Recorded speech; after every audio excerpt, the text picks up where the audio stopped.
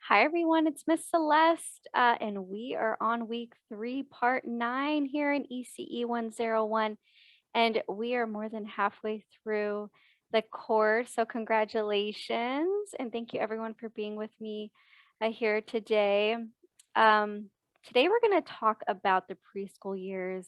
So, I'm just going to share a little bit of insight of all the different areas of the preschool years, classroom, maybe some lesson plans, different philosophies, and just kind of a broad range of areas pertaining to the preschool years.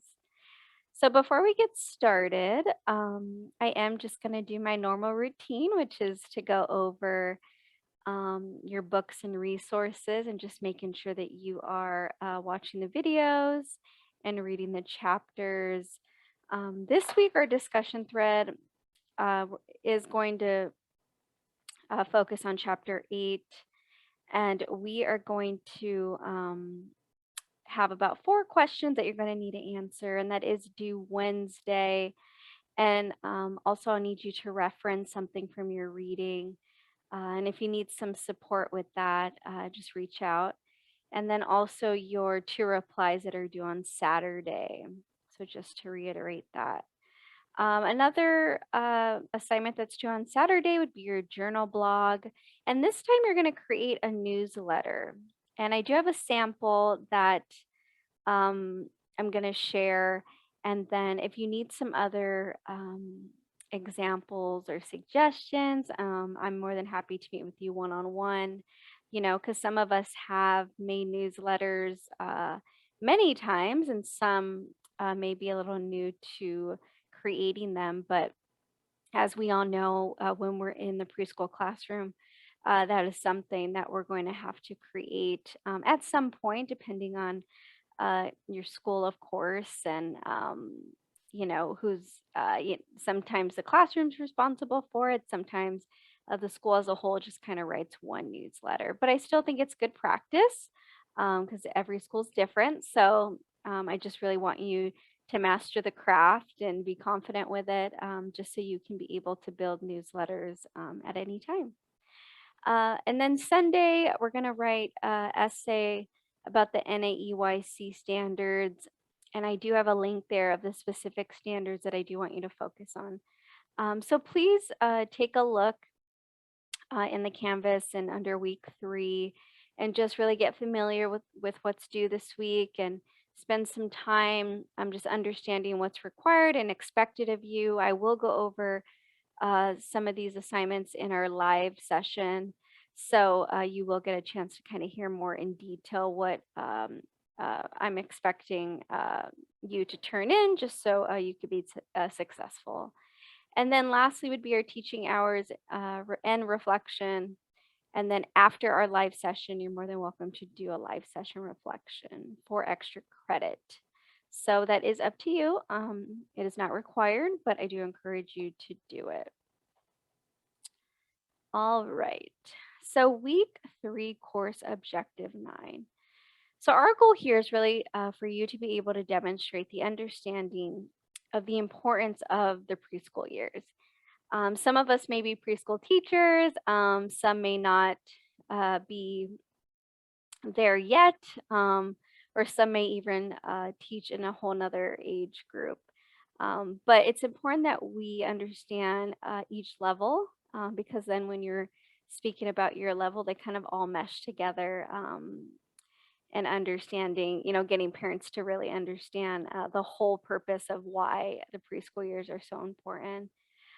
So my question to reflect on would be describe the preschool years. So if that was something that, say, a parent asked you to express and explain in so many words, can you do that? And some of us can, and some of us might be like, I mean, what area would I focus on? And there's so many, right? So I guess the greatest answer to that would be it depends on what the parent's asking in specifics to the preschool years that they're wondering about specifically for their child. Obviously, there's an overview that I am going to go over. So I'm hoping that after this presentation, you take away some examples of what you can express when you are asked this question or you need to elaborate, say to parents or even to new teachers, and just kind of expressing what the preschool years are, how important they are, and all the meaningfulness behind it. So, understanding the preschool years are really understanding the seven domains of early childhood education. So, that would be the language, the cognitive, the gross motor, fine motor, self help, of course, adaptive, social emotional, really big area, spiritual, and moral. The preschool years represent so much learning and growing. And children really learn so much more about themselves, about others, their abilities. It might be their first time separating, from parents or caregivers. So that's a big, big step in their separation process. Growth in the milestones area, confidence, independence, and responsibility. Because when they are in that setting of a classroom, it is very meaningful to experience, especially that self confidence, the independence, and responsibility, and that social aspect as well. That they can build so much upon in a classroom setting when they're around friends and they're able to actively participate in groups and kind of build upon their self confidence. Because sometimes it is a child's first time in that such environment, so it definitely brings out so many other areas once they're put into that uh, environment. So referring to a quick story, I have my son, he's 2, and of course, I think of early education. That's what I, advocate about and talk about all the time.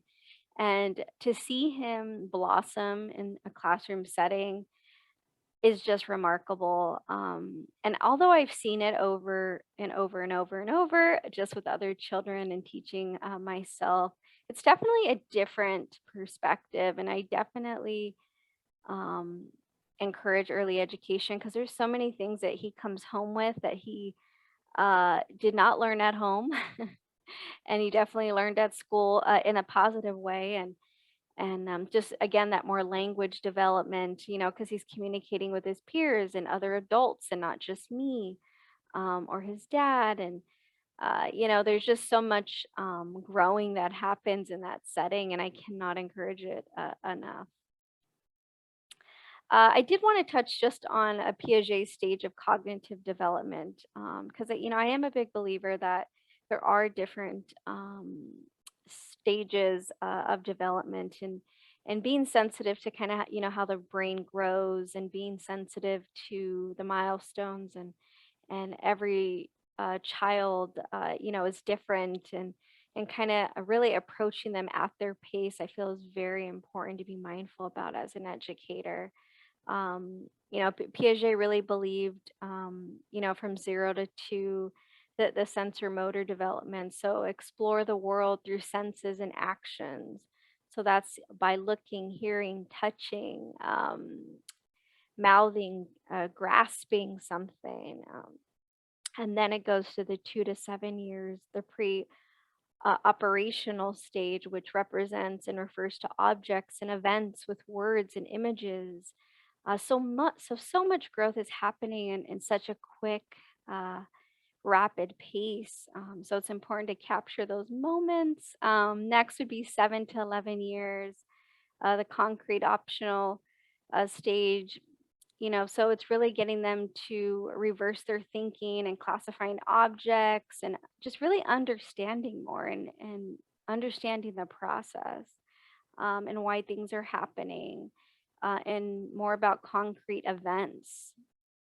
12 years plus would be the former operational, which is a lot of abstract reasoning about many, situations, events, really considering the logical possibilities, and just kind of getting your brain to think of the what ifs, and just kind of diving deep into why something's happening the way it is. So I just kind of wanted to share that in a lot more, detail. Now, moving on to the preschool learning approach, another area I want to get into is just most preschools are described as either child directed, meaning that the children and teacher guide the learning process. Some may be called teacher directed, directed, which means that the teacher structures the activities and kind of leads that for the children. So many approaches to learning here, and so many options depending on how your child learns best. So that's why, as an educator, teacher, it's important that we have kind of a broad range of expressing these different approaches. So, first would be Montessori, which is a child directed approach, emphasizes the development of the whole child as they learn at their own pace. And another difference in a Montessori environment is the classrooms are mixed ages.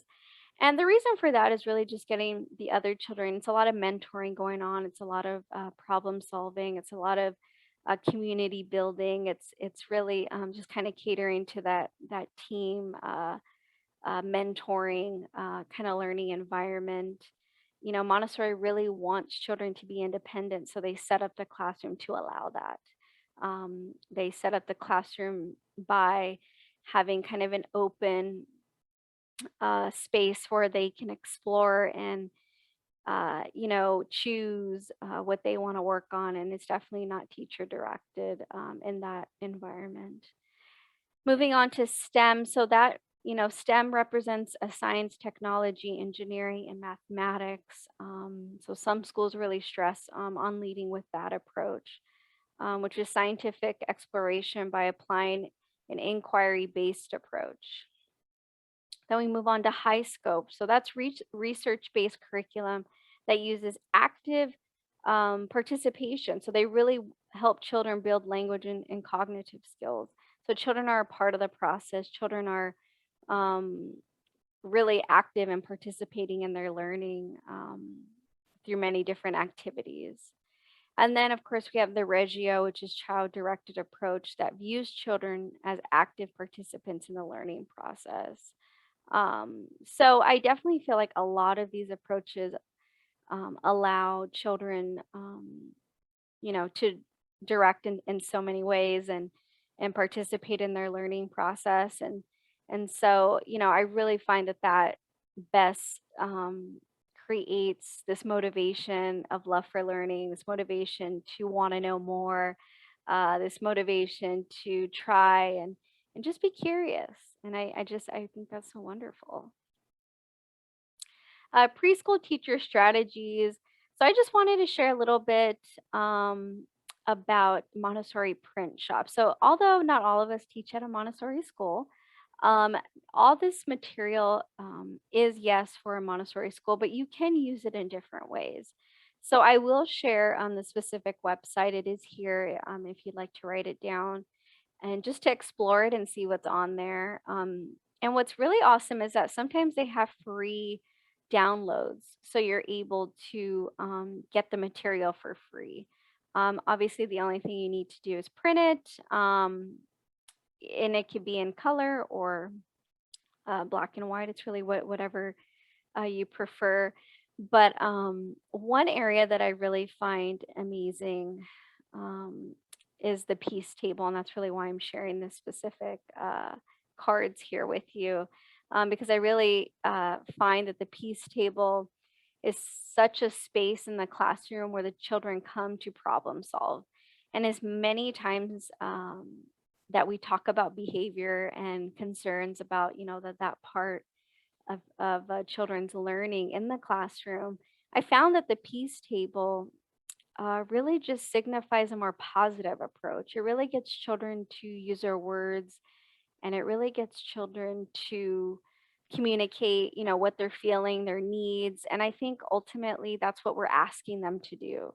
So I just really find the peace area such a more calm, sensitive approach to, say, the behavioral concerns. It's not so much a negative, which don't get me wrong, there are moments that children probably shouldn't be. doing such behaviors, but it's important we walk them through it and we try to give them other ways of communicating their frustrations or their disagreements. It's all part of the learning process. Um, so the peace table, it typically is just a table. Just to give you a brief example, it has books, it has these different cards. It's something that you introduce, of course, in the classroom so children know what's there before they experience it.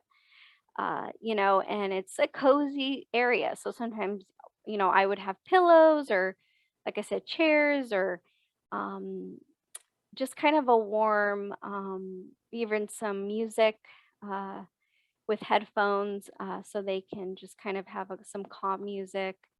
Or also they went over there with a friend if they have, talk out a conflict or a concern. So sometimes you would see two children sitting over there and talking it out, and sometimes you've seen a teacher with them over there. So it's all different because again, we really want to encourage children to solve their concerns, but sometimes they need a little help, and that's okay.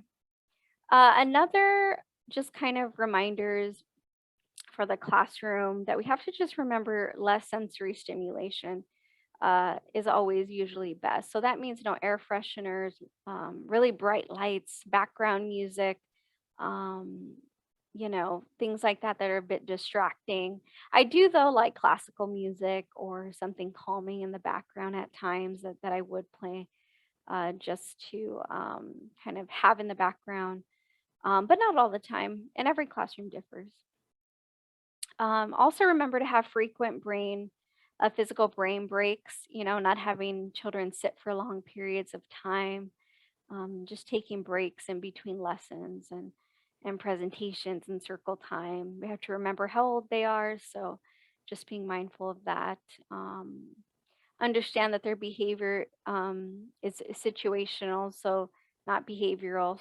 So please don't say it's their fault, or just be cautious with your language, which that refers back to my peace table suggestion, in trying to build children up in a more positive sense than adding to the frustration.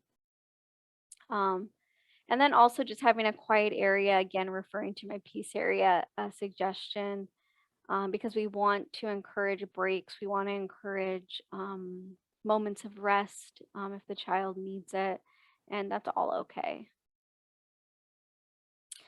Here are some just kind of lesson plan templates.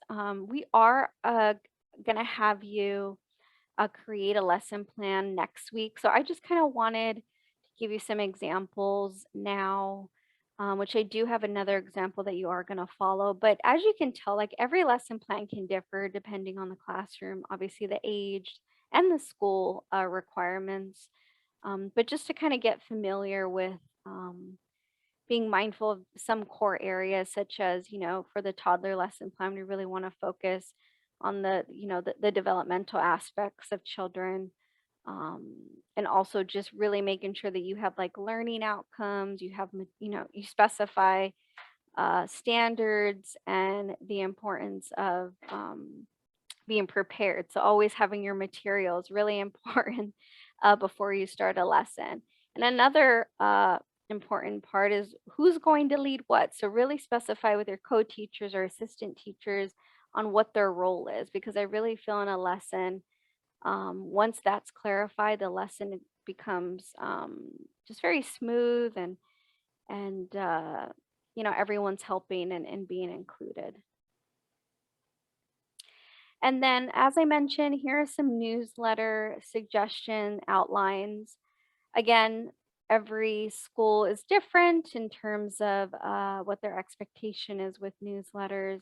But my biggest recommendation is always sending a letter to the parents, letting them know important dates, letting them know specifics on what you're working on in the classroom.